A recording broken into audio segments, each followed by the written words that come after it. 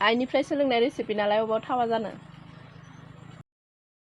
आंनि चेनेलाव नोंथांमोनखौ बरायनाय जाबाय। आं दिनै नोंथांमोननि थाखाय खांख्रिंखलानि पक'रि रेसिपि लानानै फैदों। बेनि थाखाय आङो लादों नै खांख्रिंखला थाइबा लादों आङो, ओमफ्राय आलु दरसे, ओमफ्राय बुट एसे, मटर एसे मिक्स खालामनानै बेयाव लादों आरो बेखौ जोङो फार्स्टआव दायो 70% बयल खालामनानै लागोन आरो ओमफ्राय बयल खालामखांनायनि उनाव पक'रि सावनो थाखाय लादों आङो नै बेसन लादों 100 ग्राम। बेनिफ्राय मस्लाफोरखौ दिन्थिलांसै आङो।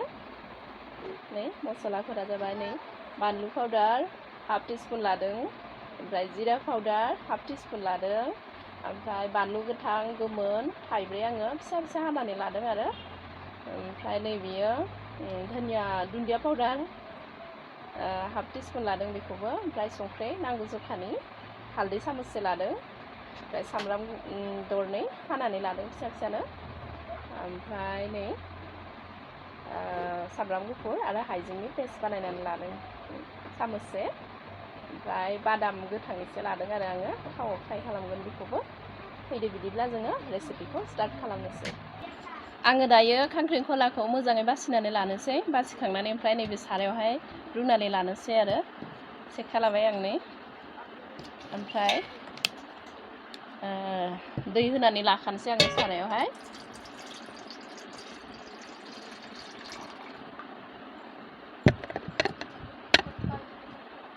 नै बुटखौ होनोसै नै,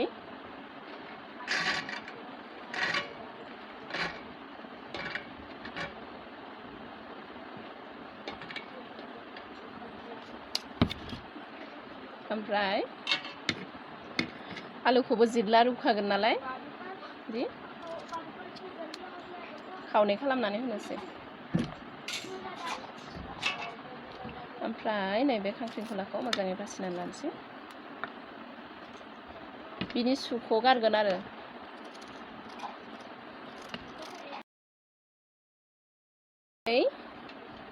हाखांबाय आङो, सुनानै लाखादोंमोन आरो आङो हानायनि सिगां। गेस अन खालामबाय नै आङो हाइ फ्लेमाव होबाय, गोदौ होनानै लानोसै दायो खोबनानै।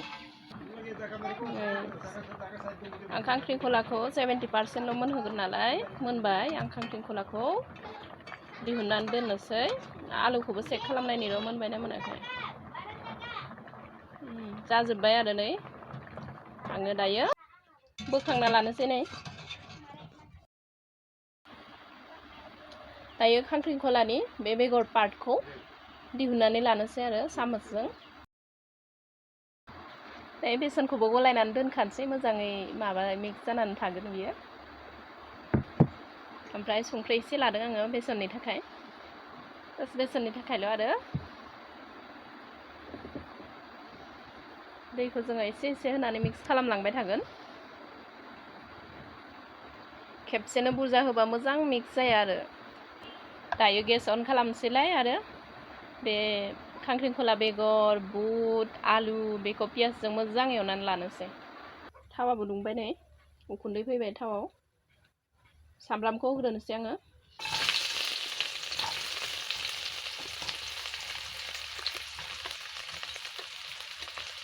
ओमफ्राय नैबे बादामखौबो होनोसै।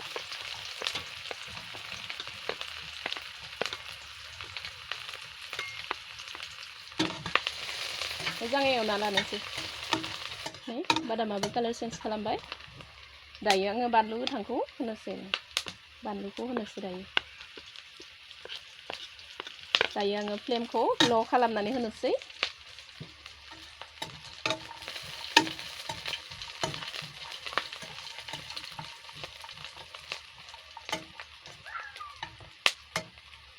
दायो सामब्राम गुफुर हाइजें पेस्टखौ होनोसै, बेखौबो एसे मोजां एवना लानोसै। दायो आङो संख्रि एड खालामनोसै नै,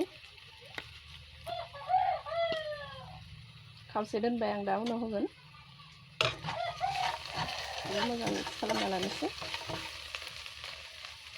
ओमफ्राय हालदै पाउडार मस्ला बेफोरखौ होजोबनोसै आरो दायो।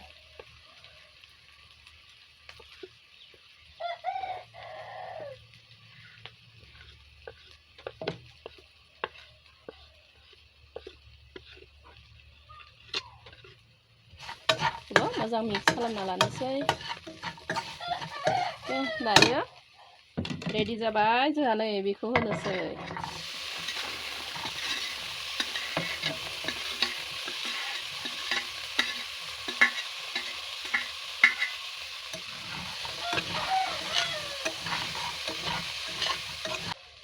से मिनिट खोबनानै दोननोसै आं दायो।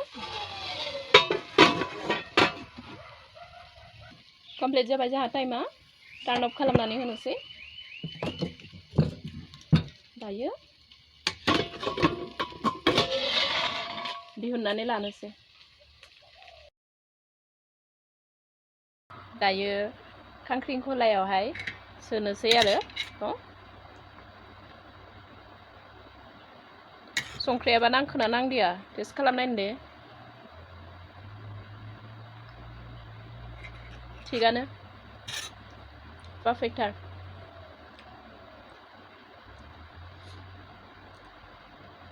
जोबोद गोथाव जायो बे रेसिपिया ना। बे रेसिपिखौ न'आवहाय आइया बानायनानै जाहोबाय थायोमोन आरो बेखौ बावाखै दाबो। बेनिखायनो आं नोंथांमोननि खाथियावहाय दिनै बे रेसिपिखौ लानानै फैबाय। नै मोनसे मोनसे लानानै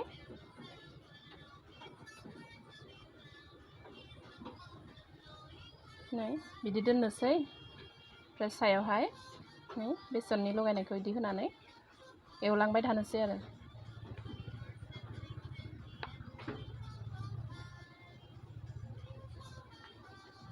नै होनोसै। अरखौ आङो ल' खालामनानै लाबाय होनो थाखाय। मिडियाम अरावहाय फोमोनगोन जोङो बेखौ। अलरेडि मोनखानायखा नालाय सिंनियाथ' सानि पार्टआल' मोननांगौ। मोनबाय नै बोखांनोसै आङो।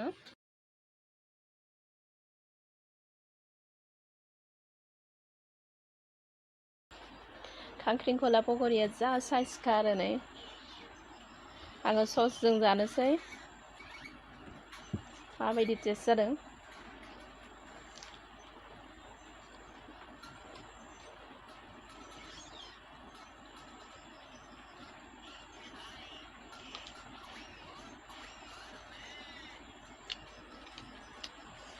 गोथावथार।